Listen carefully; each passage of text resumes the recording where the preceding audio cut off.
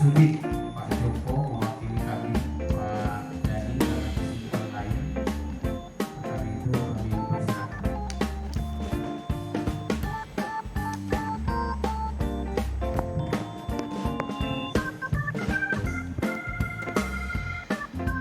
Assalamualaikum warahmatullahi wabarakatuh. Menjadi syukur hari yang selalu kita panjatkan kepada seluruh kaum dunia, seluruh umatnya.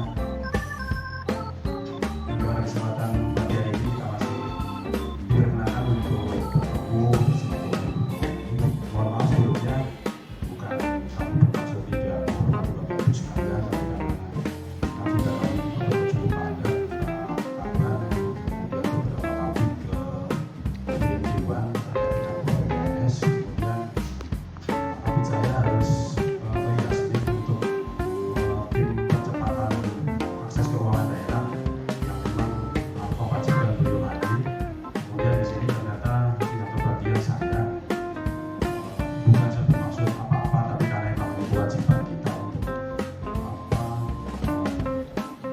membuat acara ini bisa lebih fokus. Artinya bahwa agenda kita hari ini yaitu terkait dengan ekspos akhir Pak Yusuf CS tadi. Beliau ini sudah cukup kita kenal karena beliau sering membantu kita untuk kegiatan-kegiatan inisiasi untuk teman-teman BPP khususnya, karena kami berharap apa yang nanti jadi kajian kita ini bisa langsung diterima oleh BPP. Kami tidak bermaksud kalau mengundang dinas kemudian nanti tidak sampai, tidak, tapi kalau nanti teman-teman bisa hadir langsung kemudian bisa mendengarkan langsung paparan yang akan disampaikan oleh BPP akan lebih mengena. Kemudian nanti naik cetak, artinya Pak Rizal bisa makin beri kesempatan kita untuk merevisi apa yang beliau hasilkan, karena memang nanti mungkin teman-teman di kadang ada hal yang memang Pak Rizal juga agak sedikit bias gitu ya, bias karena memang informasi, makanya kadang fungsi koreksi dan masukan yang dari dinas terkait lah yang nanti akan kita harapkan untuk bisa menyempurnakan apa yang sudah dihasilkan oleh Pak Rizal ini. Mungkin sementara itu saja. Sekali lagi terima kasih. Saya wakili lebih enak wakili Bapak aja, wakili Bapak pagi hari ini. Terima kasih atas segala Bapak Ibu semua. Dan kita buka acara hari ini dengan bacaan basmalah bersama. Assalamualaikum warahmatullahi wabarakatuh. Pak Dedi dan Bapak dan Ibu sekalian, izinkan kami dari Fakultas Ekonomi dan Manajemen di Universitas IPB University, kami mengkaji terkait dengan inflasi pangan, khususnya komoditas pertanian. Sedikit sebagai pembuka akan disampaikan oleh teman kami Bapak Dr. Solihin, Pak Solihin. Di pusat produksinya. Nah, kebetulan pada kesempatan ini kami memantau beberapa komoditas pertanian yang menjadi kebutuhan pokok atau yang dinilai sangat penting. Jadi kami tidak memantau semua produk-produk pertanian. Nah, kendala di on-farm ini terkait dengan adanya kegagalan panen misalnya. Jadi ada beberapa faktor di tingkatan produsen atau di tingkatan petani itu yang dapat mempengaruhi harga hingga produk tersebut sampai ke konsumen akhir. Nilai tambahan terhadap komoditas-komoditas pertanian yang kami pantau. Kemudian akan kami sedikit jelaskan nanti mengenai struktur harga. Jadi faktor-faktor sebelum barang itu sampai ke konsumen, sebelum terjadi transaksi, jadi ada beberapa variabel yang membentuk dan terbentuknya harga dari komoditas tersebut. Kemudian bagaimana setelah barang itu sampai ke pasar, fluktuasi harga, apa yang mempengaruhi kenapa barang itu bisa naik kemudian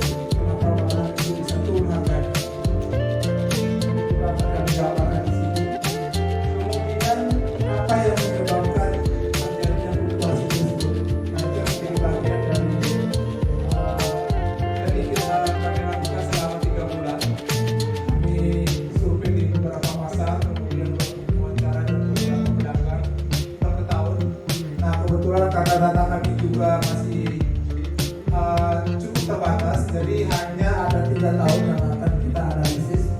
Jadi mudah-mudahan dari data yang terbatas kita bisa mendapatkan gambaran bagaimana fluktuasi harga yang ada di Kabupaten Tangerang dan bagaimana dampaknya terhadap inflasi.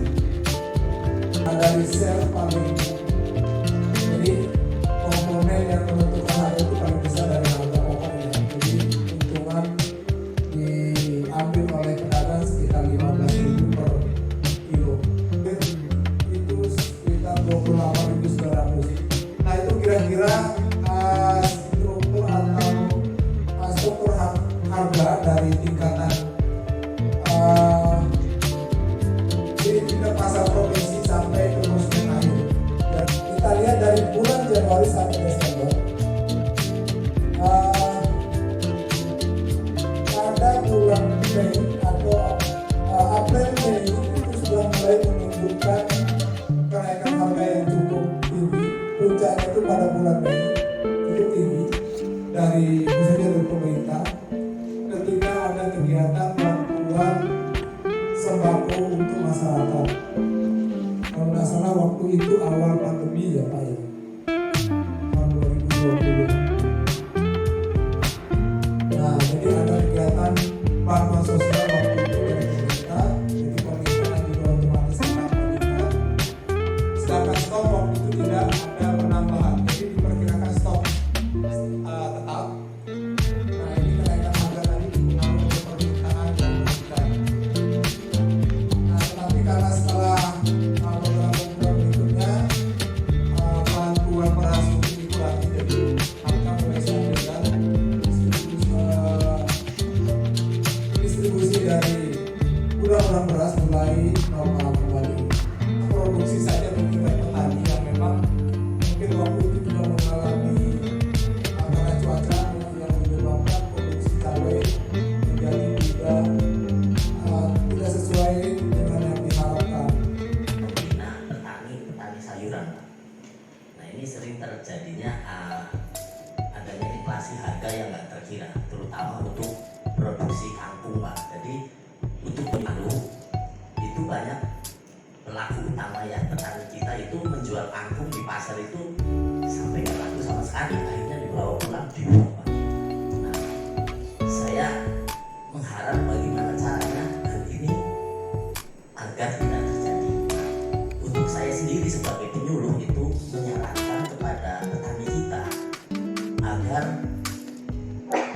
adanya sistem tanam jangan berbarengan Pak, karena terkadang itu di sini tanam kangkung, di sana kangkung, terus begitu tanam panen rame-rame sampai sono numpuk akhirnya nggak laku. Nah saya sedang mengatur itu karena sistem tanamnya ini kan kita beberapa ada yang di wilayah kota, di wilayah Jatiluhur, di wilayah mana-mana. Memang ini sebagian besar kan memang sayuran ya, tanaman sayuran. Makanya untuk mengatur itu agak kesulitan. Jadi mungkin di bapak-bapak itu ada teknis yang agar bisa mengatur penanaman sehingga di pasar itu stabil. Kadang-kadang bawa bayam nggak laku, bawa cesi karena bebanan nggak laku juga. Ya mungkin kemarin kebetulan karena efek dari daging korban kali ya, jadi banyak masyarakat yang dapat daging, akhirnya makannya daging mulu, sayur enggak gitu kan. Akhirnya begitu membludak, tapi enggak di waktu-waktu pada saat kita menerima hewan korban juga kadang-kadang sering terjadi seperti itu Pak. Terima kasih.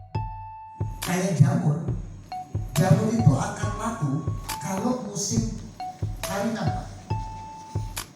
Jamur itu salah satu contoh produk jamur merang atau tiram dan sebagainya itu laku kalau musim kawinan. Kalau tidak ada musim kawinan dia jual, dia akan turun. Nah, pengenalan itu diharapkan petani juga tahu di musim-musim apa kira-kira dia tidak akan laku. Nah itu. Jadi kalau mungkin kangkung di misal saat lebaran orang biasanya kalau lebaran makanan itu kentang, ya kentang, daging, terus kalau sayuran-sayuran yang kangkung dan sebagainya biasanya ditinggal ditinggalkan dulu. Nah, pola-pola pengenalan budaya itu yang harusnya juga pertanyaan juga harus tahu. Kasih subsidi pupuk itu hanya 9 Pak.